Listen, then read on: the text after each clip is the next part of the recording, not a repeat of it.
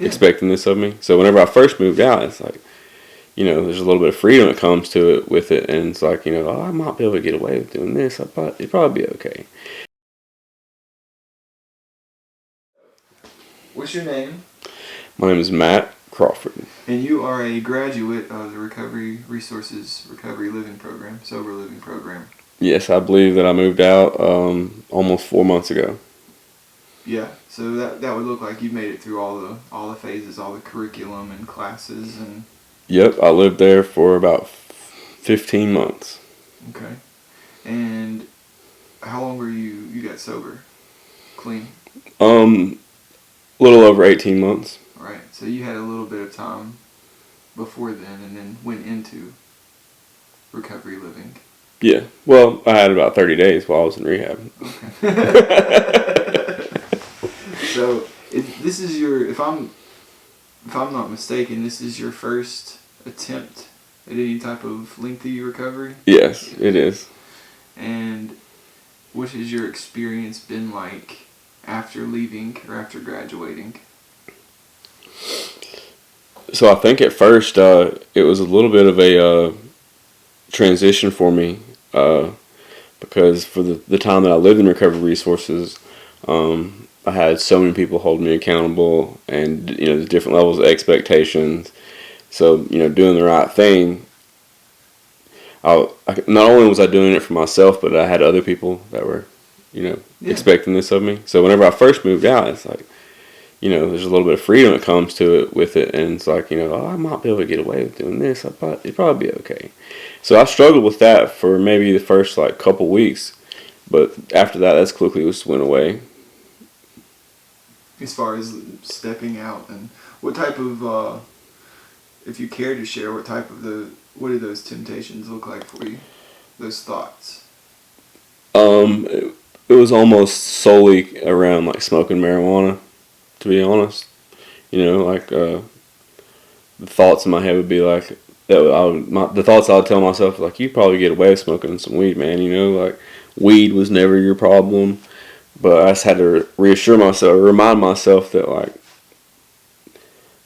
that might work well for a period of time, but it's most likely going to lead to something more. And I saw where that's taken me plenty of times in my past. And somebody close to me asked me the question of what would smoking weed bring to your life? What would it add to your life? And I think that was an eye-opening question for me, because the answer was nothing. That it wouldn't bring anything to my life, and I couldn't tell you a single thing that it would add to my life, but I could tell you a number of things that I feel as if it would take away from my life today.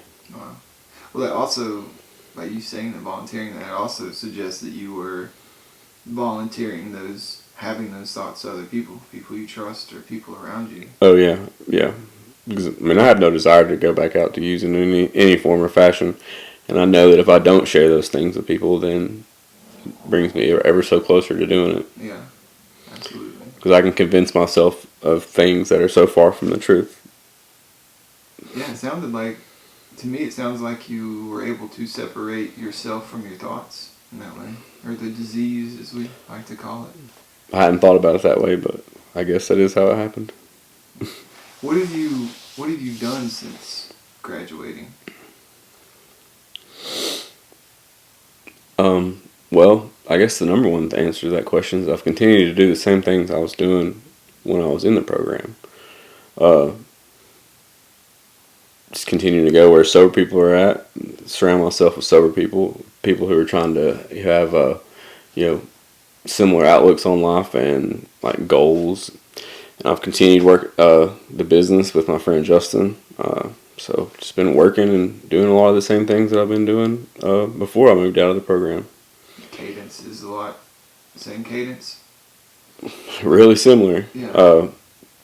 When I first moved in, I felt like I had to do all these things, but people who I looked up to told me that these were the right things, that it would help my life and it would benefit my life. And I've spent my whole life thinking that I knew what was best for my life and didn't take had no concern with what other people suggested of me, and it never worked out in any good way. So throughout the program, it changed. There was like a transition from these things that I felt like I was expected to do. Slowly started to become the things that I just did, and then by the end of the program, it was just part of who I was. Naturally. It was just what I naturally wanted to do. Yeah. So now it's like I get to do those versus I have to. I love that. I love that for you, and I love that thought about positive things in life. Like it serves both. Like yeah, like selfishly, if it's convenient for me and I want to do it, but also have to or get to do it. What do you think you're most excited for in the next year of your life? If you could wave a magic wand.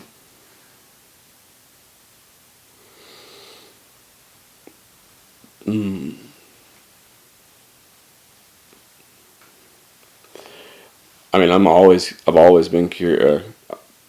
Since we started this business, I'm excited to see where that ends up at. I mean, because when I first came into recovery, I was practically unemployable. You know, like nobody really wanted to have me as an employee. So to look back from there to where I'm at now in, a year to 18 months, really we started the business like 7 months ago. So just in that period of time, the amount of change and growth, for not only myself but for my business partner, it's kind of mind blowing. So I mean, I'm curious to see where that ends up in a year from now. Yeah. What do you think would be your biggest? Well, let me ask this differently. Currently, what do you find are the biggest challenges in your life? As far as it could be physically, mentally, emotionally, monetarily, philosophically, spiritually, whatever. What comes to my mind off the top of my head is like time management. Like I'm really busy today. And that's not ever been something that, even though it's a difficult thing, like it's also a really cool thing. Because we work quite a bit with the business, and then all the other things I do for recovery. If I'm not careful, I end up not really doing a whole lot of the time of just relaxing. When's the last time you did just relax? Probably this past weekend. Yeah. I've made a point to. Did you notice anything different, how you felt during that period? It felt like I had a little bit of a time off on an actual weekend. You know what I mean? Yeah, so it was celebratory Yeah. in that way. What'd you do? Just lay around and watch TV, watch movies. Just not a lot, really. Yeah. Watch some playoff basketball. Yeah. Which I hadn't really done that in a couple of years. That's what's up, man. If you could tell anybody that's coming up sort of the way you did, if you could speak to them, get them a message of hope or a message of motivation when they're in their early stages of recovery or coming out of the ending stages of addiction, what would you tell them? I think that early recovery has like many different forms of difficulties, but once you make it past like the first little bit, man, like those difficulties pale in comparison to how hard life was in my addiction, and like the hardships you face and the hard work you put in and all the different things that you put in. There are a lot of benefits to it in your recovery, as opposed to whenever I was in my addiction, like all the hardships I put in, there was absolutely no positive benefits to it. So just I guess in my experience, the longer that I've been sober, the more natural it's become and the easier it's become, and life's infinitely better today than it ever was then. Where do you find your peace at today?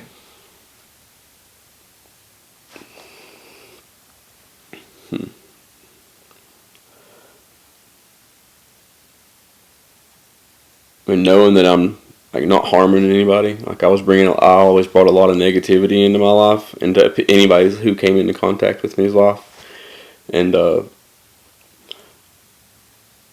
not the best at it, but I always try to help other people, and more try to remain concerned with other people more so than I am myself. which I probably fail at that all the time, but We're human. it's a lot better than what it was before. I had no concern for anybody other than myself before I got sober. Today it was a percentage of other concerned rather than Matt concerned. Say it again. You're, at least today, somewhat of a, you have a few percentages in Oh your yeah, brain or thinking power towards other people than yeah, just Matt. yeah. Before everybody was just like a chess piece to be moved around to benefit me. Seems very lonely and alienating. It was. Yeah. That's what I experienced too.